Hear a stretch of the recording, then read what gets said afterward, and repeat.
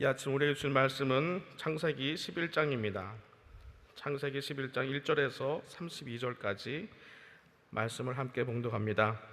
온 땅의 구음이 하나이요 언어가 하나이었더라.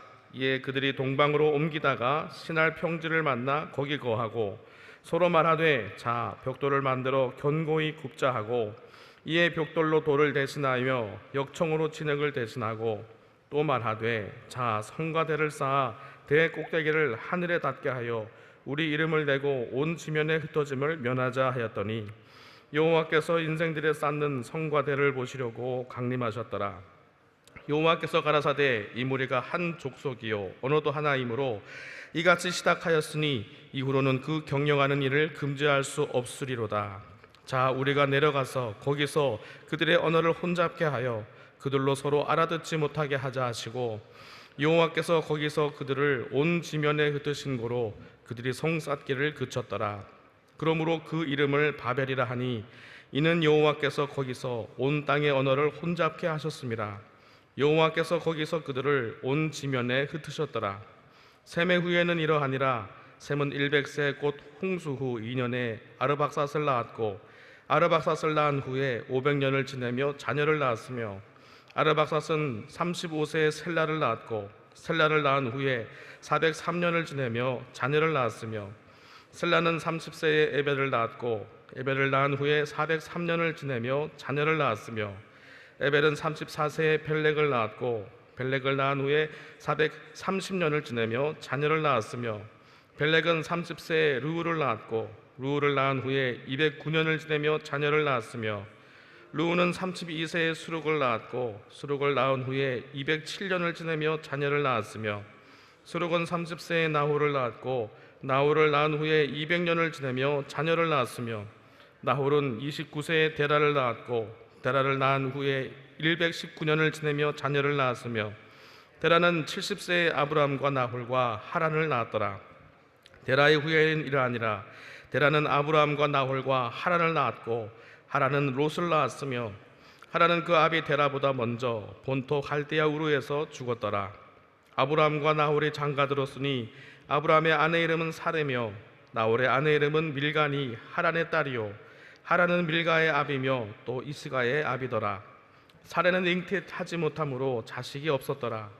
데라가 그 아들 아브람과 하란의 아들 그 손자 롯과 그 자부 아브라함의 아내 사레를 데리고 갈대아 우르에서 떠나 가나안 땅으로 가고자 하더니 하란에 이르러 거기 거하였으며 데라는 205세를 향수하고 하란에서 죽었더라.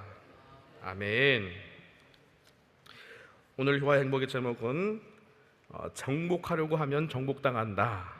정복하려고 하면 정복당한다 입니다. 우리 요절 말씀을 같이 읽겠습니다. 여호와께서 거기서 그들을 온 지면에 흩으신 고로 그들이 성 쌓기를 그쳤더라. 아멘. 내용을 함께 보겠습니다. 이 세상에는 도대체 왜 이런 많은 민족과 언어가 존재하는 것일까?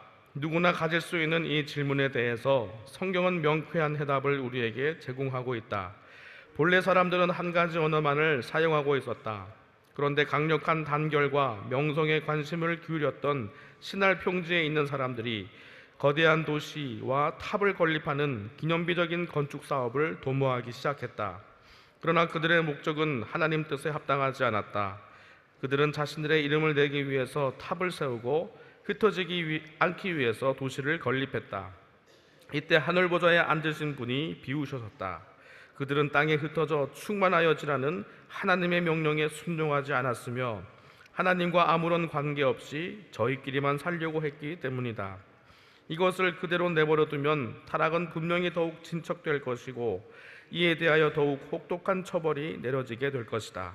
그래서 하나님께서 친히 인간 세계로 내려오셔서 저들의 언어를 혼잡게 하시고 저들을 온 지면에 흩어 놓으셨다. 바벨탑 사건은 과학 문명에서 비롯된 인간의 교만이 인류를 자멸시킬 수도 있다는 것을 보여준다. 문명이 발달할수록 인간에게는 하나님을 떠나려는 유혹이 강해진다. 문명의 발달로 교만해진 인간은 스스로의 힘만으로 자신의 문제를 해결하며 살 수 있다고 착각하기 때문이다. 그래서 오늘날 과학 문명을 신봉하는 사람들은 하나님을 부인하면서도 낙관적인 인류의 미래를 기대한다. 그러나 자원 고갈과 각종 공해, 환경 오염, 또 그로 인한 질병 등과 같은 현상에서도 알 수 있듯이 하나님을 부인하는 인간의 문명은 인류의 파멸을 자초할 뿐임을 기억해야 할 것이다. 아멘. 어제 우리가 읽지 않았던 창세기 10장을 보면은 노아 자손들의 족보가 소개됩니다. 족보를 보면은 총 70민족으로 되어 있습니다.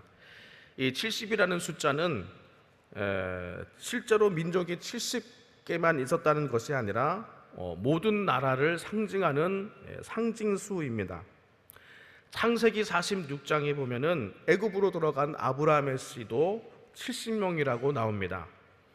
이스라엘은 모든 민족을 대표하여서 애굽의 압제 아래에 놓였다가 400년 이후에 구속사의 가장 위대한 사건인 출애굽을 통해서 해방될 것입니다. 그러니까 이스라엘은 열방을 대표하여서 죄와 죽음의 압제 아래에 놓였다가 구출되어서 하나님의 제사장 나라로 사명을 부여받은 것입니다.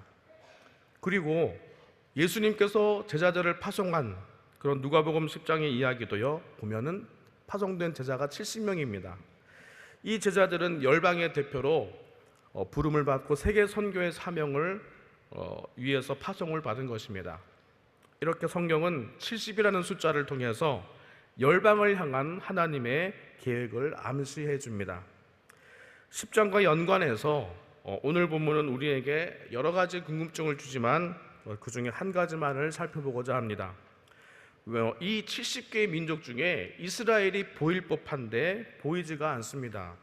이스라엘은 열방을 대표하는 구속사의 중심인데 왜 아직 세계사의 가운데 독자적인 민족으로 나오지 않을까요?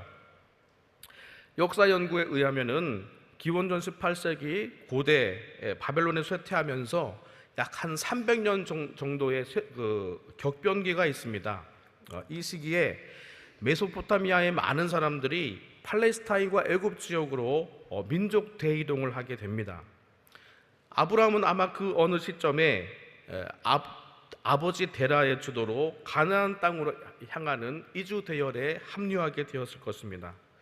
겉으로 보면은 자연적인 이주로 보입니다. 그러나 아브라함의 가나안 이주는 일반 역사의 일부분으로 볼 수 없는 독특한 부분이 있습니다. 그것이 뭐냐면은 그 이주가 하나님의 명령과 약속으로 시작되었다는 것입니다. 이스라엘의 독특한 자기 정체성이 바로 여기에 있습니다. 이스라엘은 고대 근동의 여러 다른 나라나 민족들의 형성 과정과는 완전히 다른 방식으로 생겨났습니다. 창세기 10장에서 노아의 세 아들들이 흩어져서 민족을 이룬 방식과 다른 방식으로 형성되었다는 것입니다. 이스라엘은 세계사의 어떤 족보 가운데서 뿌리를 찾을 수 있는 아래로부터의 민족이 아니라 하나님의 독특한 목적과 약속으로 형성된 위로부터의 민족이라는 것입니다. 바로 여기가 구속사와 세계사가 갈리는 부분입니다. 오늘 본문 10절부터 26절까지는 셈의 후손들이 나오고 27절부터는 데라 가문에게 이 큰 드라마의 포커스가 줌인됩니다. 이제 아브라함의 구속사의 이 주인공으로 등장한 것이죠. 그런데 만약 아브라함의 이야기가 창세기 10장처럼 흘러갔다면 어떻게 될까요? 몇 세의 자식을 낳았더라 그러고 끝나면 됩니다. 어쩌면 70민족 중에 하나가 되었을 수도 있습니다. 그런데 하나님께서는 그와는 전혀 다른 방법으로 한 민족을 일으키셨습니다. 어떤 방법인가 하면은 자연 발생이 아니라 창조입니다. 하나님은 한 민족을 없는 데서 있는 대로 있는 것으로 부르십니다. 그렇게 하시기 위해서 하나님은 사례의 태를 닫으셨습니다. 그리하여서 아브라함은 셈의 족보를 이어가는 것이 아니라 한 민족의 시조가 됩니다. 무슨 말이냐?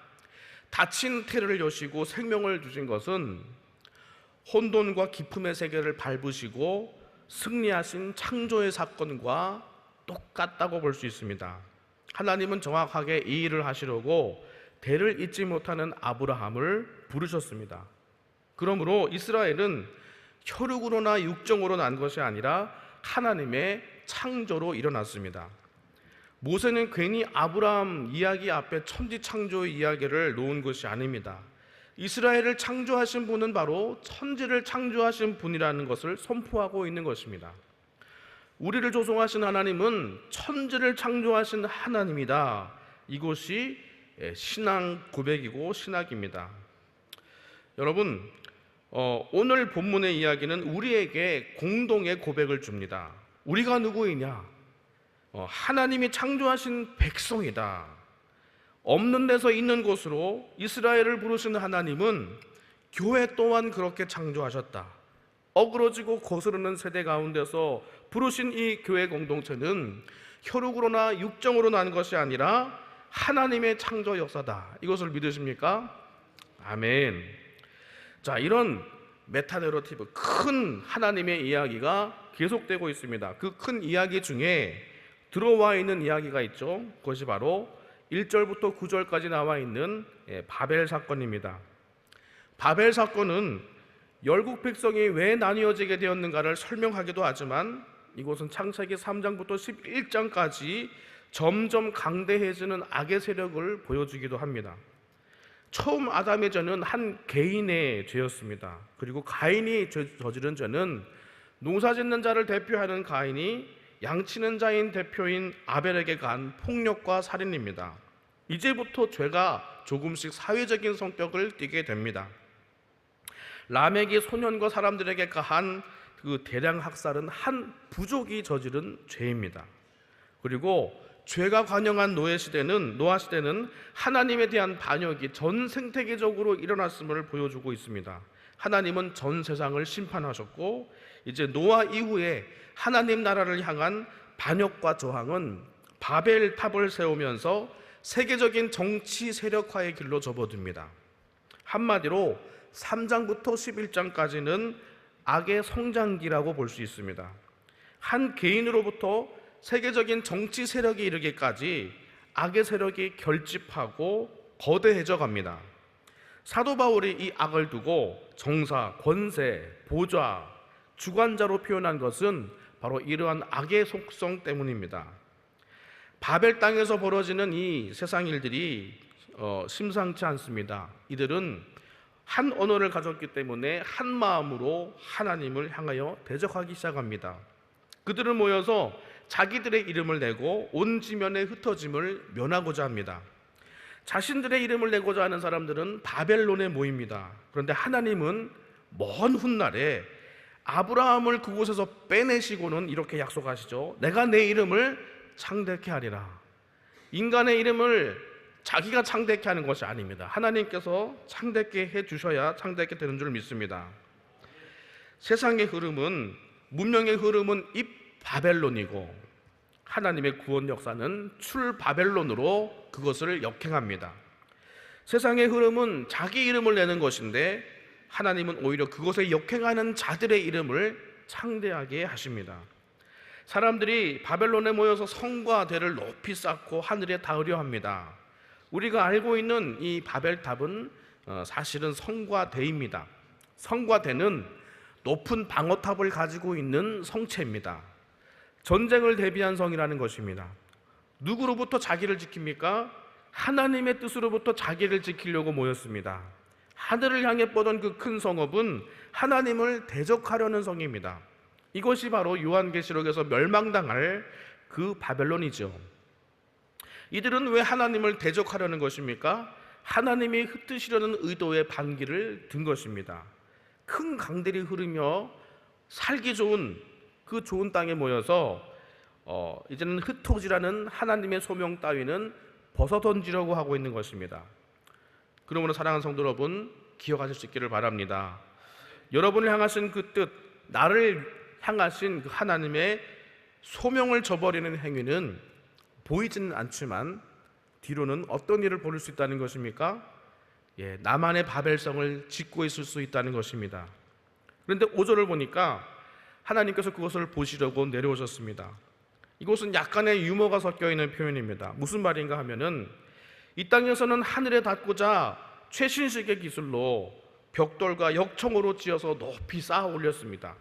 그런데 하늘에서 보니까 아무리 봐도 잘 안 보여요. 그래서 하나님을 의인화해서 그걸 보려고 하늘에서 내려오셨다라고 표현하고 있습니다. 그런데도 사람들은 거기에 들어가려고 애를 쓰고 있습니다. 왜 이 세상의 아이들은 열심히 공부합니까? 왜 좋은 대학 나오고 좋은 직장에 들어가려고 합니까? 소명을 감당하려고요? 아니에요. 세상의 중심부에 들어가려고 하는 것입니다. 사람들은 화려하고 높은 도심지로 들어가면은 자신을 지킬 수 있으리라 생각합니다. 이 세상의 싸움은 높아져가만 가는 세상의 중심부로 들어가는 싸움입니다. 우리 아이들이 하나님이 주신 소명과 관계없이 그저 세상의 중심부로 들어가기 위해서 공부하고 있다면은 그것은 바벨성을 쌓는 일입니다. 여러분이 만약 하나님이 주신 소명과 상관없이 넓은 집으로만 이주하고 있다면은 그것은 바벨성을 쌓는 일입니다.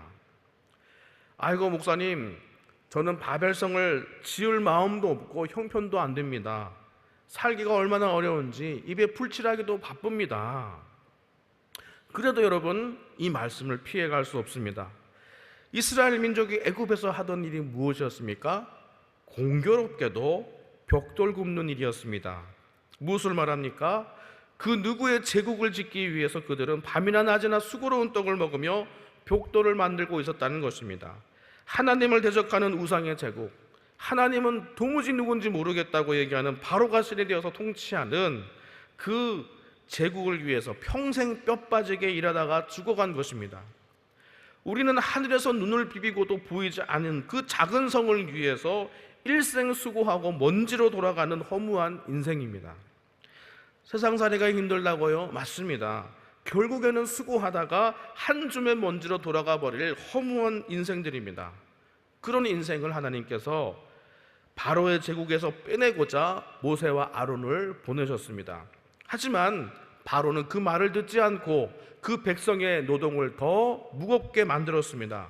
그때 이스라엘이 보인 반응은 무엇이었습니까? 모세를 원망하면서 이전에 덜 힘든 예전의 노동으로 돌아가기만을 바랬습니다. 여러분, 자유를 포기하면 무엇이 기다리고 있습니까? 좀 더 쉬운 노예 일이 기다릴 뿐입니다. 하지만 여전히 노예입니다. 그 일이 대학 교수든 의사이든 상관없습니다. 여전히 돌아갈 곳은 먼지입니다.